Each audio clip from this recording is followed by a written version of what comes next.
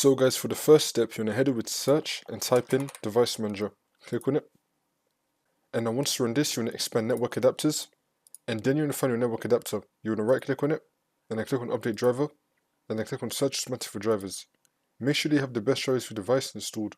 Then you want to go back and then click on browse my computer for drivers, and then click on let me pick from a list. Now you want to select the driver that you think is most applicable to your network adapter.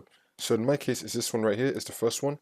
So now once you find that, you want to click on next, and now you want to install these drivers. And now for the second step, you want to head over to search and type in view network connections. Click on it. And then once you're on this, you want to find your network adapter. You want to right click on it and then click on diagnose. Now if anything comes up, it will try to fix it for you. And now for the last step, you want to head over to search and type in network reset. Click on it. And then once you're on this, you want to click on reset now and then click on yes.